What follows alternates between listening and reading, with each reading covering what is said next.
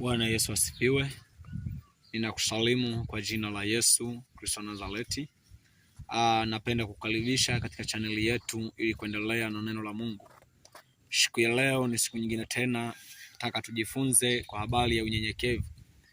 Unyenyekevu ni kitu cha thamani ambacho watu wengi leo tumekiacha, na kwa sababu tumekiacha tunashindwa kuendelea mbele, au tunashindwa kufikia malengo yetu, au tunashindwa kufikia hatima ya maisha yetu kwa sababu ya kukosa unyenyekevu.